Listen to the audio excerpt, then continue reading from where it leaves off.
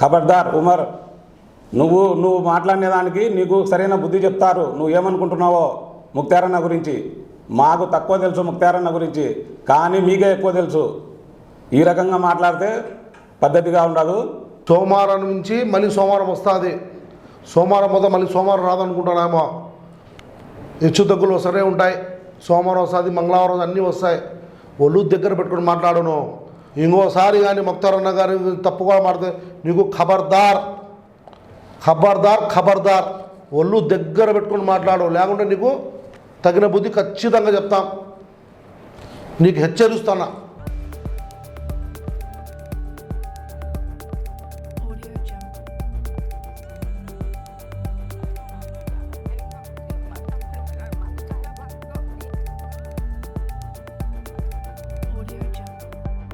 నా పేరు ఆసియా బేగం. మా తమ్ముడు అమీర్ హంజా చిన్నప్పటి నుంచి ఎవరు గొడవల్లో పోయే పిల్లోడు కాదు. ఇప్పుడు అనవసరంగా పిలిపించి ఈ అబ్బాయిని బాగా కొట్టి పెట్టినారు. వీడి వల్ల మాకు చాలా భయంగా ఉంది. మా తమ్ముడి వల్ల మాకు చాలా బాగా ఉంది. వీళ్ళు కొడతారని వీడు కూడా భావించలేదు, మేము కూడా భావించలేదు. దయచేసి వీడికి కానీ ఆడవాళ్ళకి కానీ ఎటువంటి ప్రమాదం జరిగినా వీళ్ళే బాధ్యులు. మాకు ఎటువంటి హాని జరగకూడదని అందరితో ప్రార్థిస్తున్నాము. నా పేరు అమీర్ హంజా, మినర్వా టైల్స్ వాళ్ళం మేము. నిన్న సాయంత్రం ఎర్రపల్లి దాదాపీర్ అనే అతను బ్రోకరు, అతను నాకు ఫోన్ చేసి అన్న క్యాంటీన్ దగ్గరికి రా మాట్లాడాలని చెప్పాడు. ముక్తార్ అన్న పిలుస్తానని చెప్తే సరేలేని నేను వెళ్ళాను. వెళ్ళగానే ముక్తారు, లింగారెడ్డి, సురేష్ నాయుడు ముగ్గురు ఉన్నారు అక్కడ. వాళ్ళ అభ్యర్థులు అందరూ ఉన్నారు. ముగ్గురికి విష్ చేశాను. విష్ చేసినాక ముక్తార్ నన్ను మ్యాన్ హ్యాండ్లింగ్ చేసుకుంటా కొట్టుకుంటా లోపలికి, ఎందుకు నన్ను పాలిటిక్స్ లో తిరుగుతున్నావు, వైఎస్ఆర్సీపీలో నీకేం అవసరం ఉంది అని చెప్పాడు.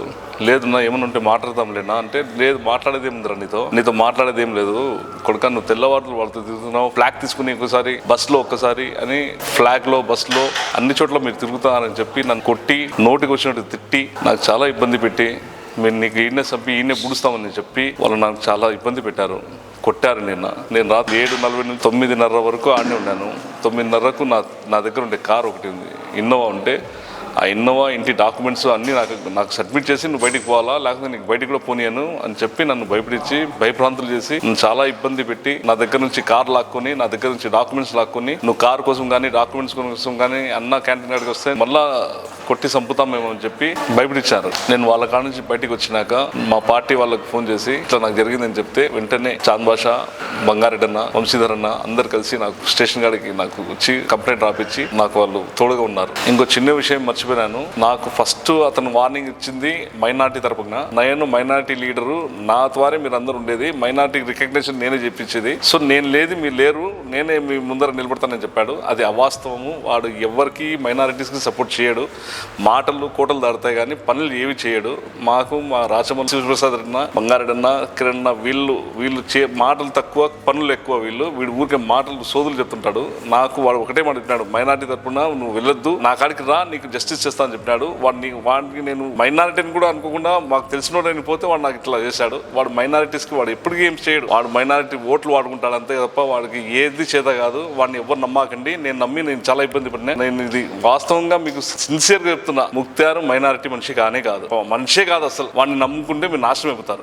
మినర్వా వాళ్ళు అంటే మైనారిటీలో కానీ, మైనారిటీలో ఒక మంచి పేరు ఉంది, మైనారిటీస్ అందరు సపోర్ట్ ఉంది. ఈ రోజు నుంచి మినర్వా వాళ్ళ సపోర్ట్ కానీ, మైనారిటీ కానీ, మైనారిటీలో మా వాళ్ళు, మాకు తెలిసిన వాళ్ళు, మా ఫ్యామిలీ మెంబర్స్, మా వాళ్ళంతా రాచమల్లి శివప్రసాద్ రెడ్డికే సపోర్టు.